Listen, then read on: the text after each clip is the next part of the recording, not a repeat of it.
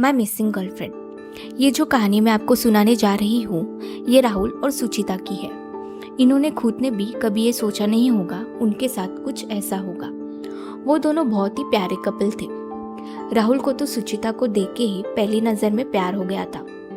राहुल और सुचिता एक दूसरे को कुछ सालों से जानते थे। सुचिता ऑफिस में राहुल की जूनियर थी। मज़े की बात तो ये है कि राहुल ने ही सुचिता का इंटरव्यू लिया था और पहली नज़र में ही उसे सुचिता से प्यार हो गया था। वो पुणे एक आईटी कंपनी में काम करते थे। उनका ज़्यादातर समय ऑफिस में काम करते हुए ही गुजरता था, इसलिए वो एक दूसरे को ठीक से समय भी नहीं दे पाते थे। सालों से वो कहीं घूमने भी नहीं गए थे। एक दिन राहुल को ख्याल आया क्यों ना सुचिता को सरप्राइज दिया जाए। उसने सारी प्लानिंग करके सुचिता को बताया कि वो घूमने जा रहे हैं। सुचिता को देहरादून घूमने का बड़ा मन था और राहुल उसे वही सरप्राइज देता है। वो क्रिसमस की छुट्टियों में देहरादून आते हैं।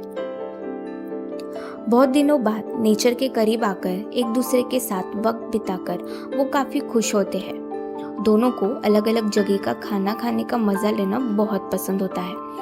रात के लॉन्ग राइड पे निकल जाना, साथ में गाने गाना, बाकी कपल्स की तरह उनमें भी छोटी मोटी नोकझोंक होती रहती है। वो छुट्टियां मनाने आए होते हैं, फिर भी राहुल को ऑफिस से कॉल आते रहते हैं, इसलिए सुचिता नाराज हो जाती है। तो राहुल सुचिता को मनाता है और वो डिसाइड करते हैं कि मोबाइल रिसोर्ट पे ही रख के सब काम छोड़ के एंजॉय किया जाए। ऐसे ही एक बार रात में वो नेशनल पार्क से फॉरेस्ट रिसर्च इंस्टीट्यूट जा रहे होते हैं, तभी उनकी कार बीच में बंद हो जाती है। दूर दूर तक उन्हें कोई दिखाई नहीं देता। कुछ देर तक वो कार को शुरू करने की कोशिश करते हैं। उसके बाद सुचिता राहुल पे गुस्सा हो जाती है। उसने राहुल को बोला होता है कि कार की टैंक फुल करे, पर राहुल भूलने की आदत होती है, इसलिए सुचिता उसे बार बार याद दिलाते रहती है और राहुल को सुचिता का यही आदत पसंद नहीं होता। राहुल भी गुस्सा हो जाता है। वो सुचिता को वहीं रुकने को बोलता है और खुद पेट्रोल लाने चला जाता है। आधी रात में सुचिता जंगल में अकेले राह देखती रहती है। जंगल में बहुत शांति होती है। बीच में ही उल्लू की आवाज़ उसे डरा देती है। कुछ देर राह देखने के बाद वो गुस्से से चली जाती है। बहुत देर बाद जब राहुल पेट्रोल लेके वापस आता है, उसे सुचिता कार के पास नहीं दिखती। वो डर जाता है। उसे खुद पे बहुत गुस्सा आता है। वो कार में पेट्रोल भर के वहाँ से निकलता है। इतने घने जंगल में सुचिता कहाँ गई होगी, ये सोच के वो डर जाता है। उसे जंगली जानवरों की आवाज़ आती है। ऐसे अजीब ख्याल आने लगते हैं। आखिर में उसे सुचिता थोड़ी दूर पर सड़क के किनारे दिख जाती है। उसे देखकर राहुल चैन की सांस लेता है। वो जाकर उसे कस के गले लगाता है और सॉरी बोल देता है। सुचिता भी रोने लगती है। सुबह जब वह नई जगह देखने के लिए निकलते हैं, तो रात में जो हुआ उसके लिए एक दूसरे से माफ़ी मांगते हैं। आगे से सुचिता को अकेले छोड़ के न जाने का वो प्रॉमिस करते हैं। सुचिता राहुल की आंखों में देखकर उसे कहती है, मैं तुम्हारे बिना एक पल भी नहीं जी सकती। तुम्हारे साथ तो मैं एकदम छोटी बच्ची बन जाती हूँ। सुचिता कुछ देर शांत रहकर कार में सो जाती है। अचानक से डर के उसकी नींद खुलती है।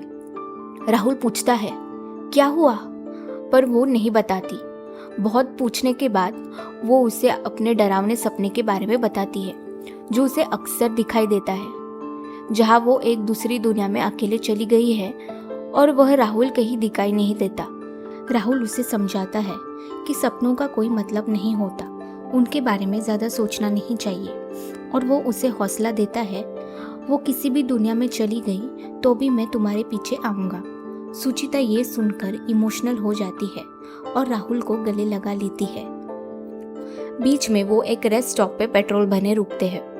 राहुल को भूख लगी होती है, पर वो सोचता है यहाँ रुकने से उन्हें आगे पहुँचने तक देर हो जाएगी, इससे अच्छा ड्राइव करते करते खा ले। सुचिता पास से ही एक स्टोर में कुछ खाना लेने के लिए निकल जाती है। राहुल कार में पेट्रोल भर के थोड़ा आगे वेट करता हूँ, ऐसा बोल के निकल जाता है। राहुल काफ़ी खुश और एक्साइटेड होता है। वो आगे जाके रुकता है, कार के टायर्स में एयर प्रेशर चेक करता है और दूर सुचिता कहीं दिख रही है क्या देखता है। थोड़ी देर हो जाती है पर सुचिता वापस नहीं आती। वो कार रिवर्स लेके सुचिता को देखने जाता है। स्टोर के अंदर देखता है पर सुचिता वहां भी कहीं दिखाई नहीं देती। बाहर पार्किंग में भी उसे ढूंढता है पर वो कहीं भी नहीं दिखाई देती। राहुल टेंशन में आ जाता है, उसे आवाज़ देने लगता है। लेडीज़ वॉशरूम के पास भी जाके पूछता है। वो वॉलेट में से उसका फ़ोटो निकाल के लोगों को उसके बारे में पूछता है। किसी ने भी उसे नहीं देखा होता है। वो स्टोर कीपर से जाके उसकी तस्वीर दिखाता है। वो कहती है 15 मिनट पहले ही यहाँ से चली गई।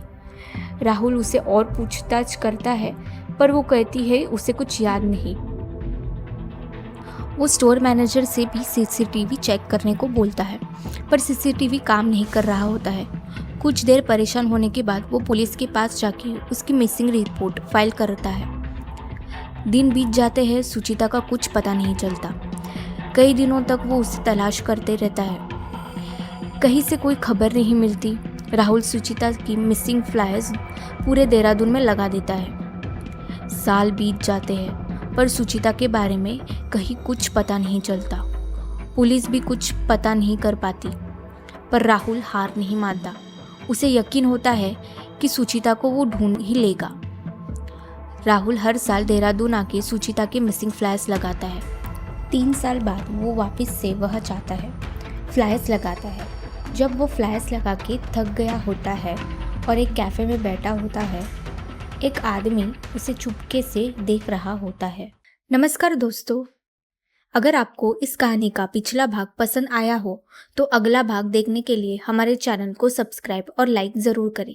साथ ही बेल आइकॉन को दबाना ना भूलें। ऐसे ही नई और रोमांचक कहानियाँ देखने के लिए हमारे वीडियोस देखते रहिए।